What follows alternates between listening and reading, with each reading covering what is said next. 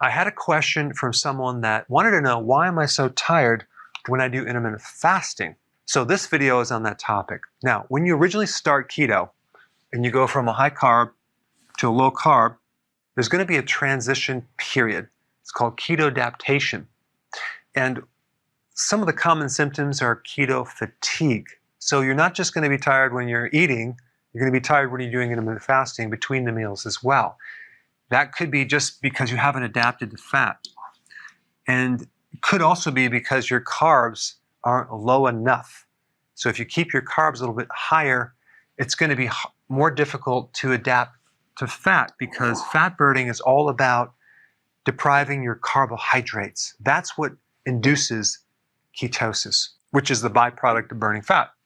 Also, it does take some time to adapt to fat burning, and it could take anywhere between 3 days to a week, sometimes even longer if you have severe insulin resistance or diabetes. So if you've just started keto, give it more time, make sure your carbs are low. Number 2, more potassium.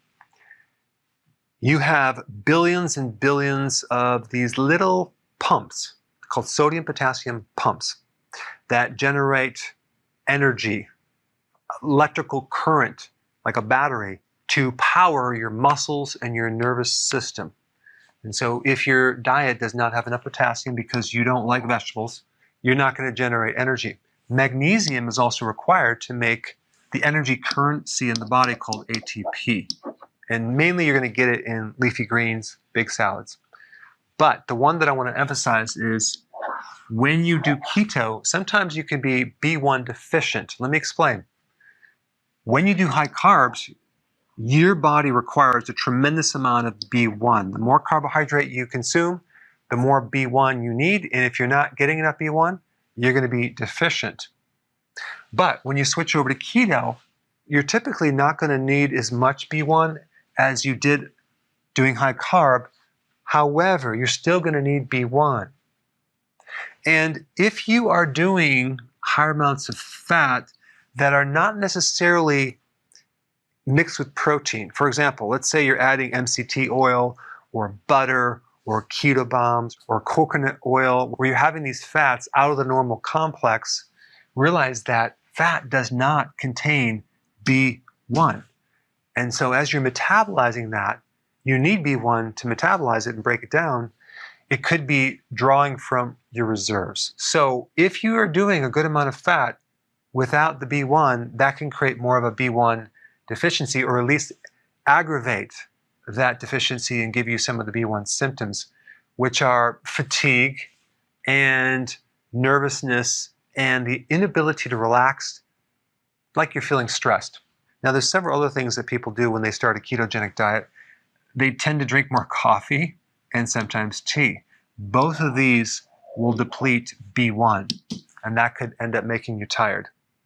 If you're doing keto and you're doing wine, I know certain programs are okay with you doing the keto-friendly wine. In my program, I don't recommend it. But if you're doing wine, wine has two things. One is alcohol, and the other is sulfites as a preservative. Both of those items will deplete you of B1. Also, if you eat just all cooked foods, that's going to deplete your B1 as well. So that's why I recommend a good amount of raw vegetables, things like that. Now, raw fish, like in sushi, could also create a B1 deficiency. And let's say you're also a diabetic and you're trying keto and you're still on metformin.